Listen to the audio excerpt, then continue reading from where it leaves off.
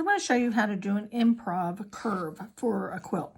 So you just want to start with your rotary cutter and just cut a curve out. And it's not perfect, but it's a curve.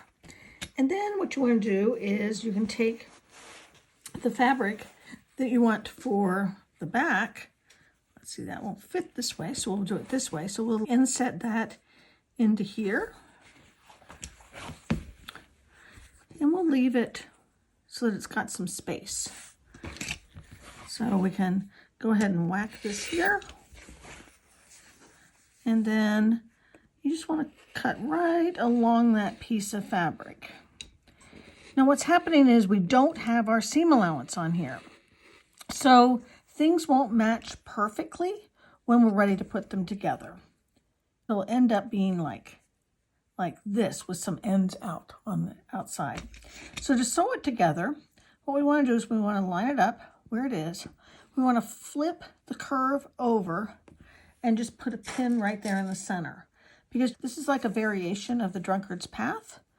And what we want to do is have our centers match.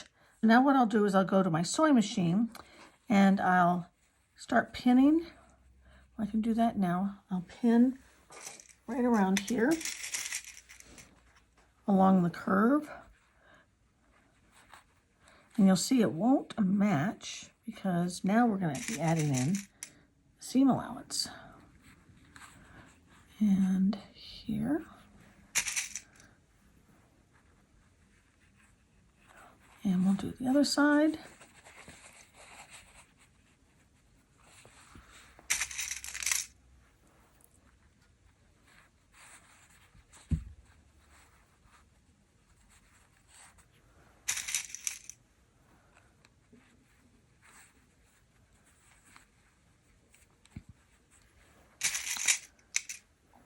Okay, now we'll go to the sewing machine.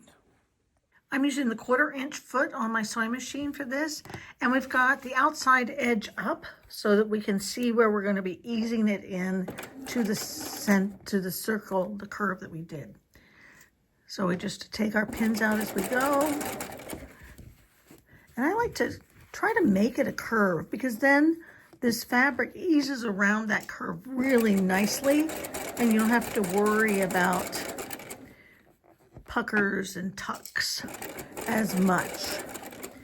But I like to have my stiletto handy in case I need it.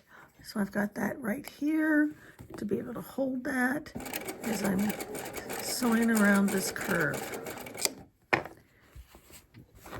Take out this next pin.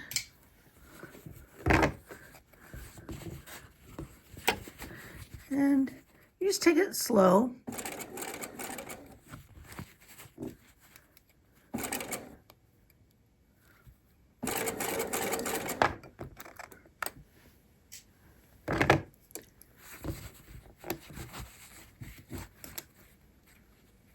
There we go.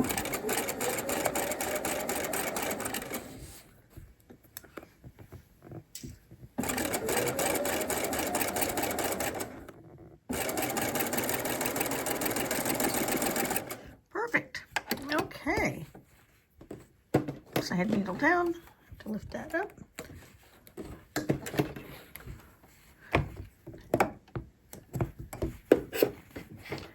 And here we have our improv curve.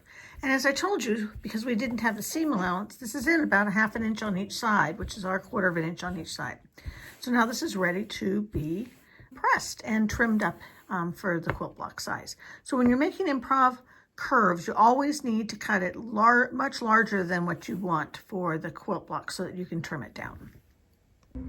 So what I did is I took the half circle that I cut out of this lovely brown color and I inserted it in the red. So now you can see how these can match up and to be able to make a great little quilt block with your improv half circle curves.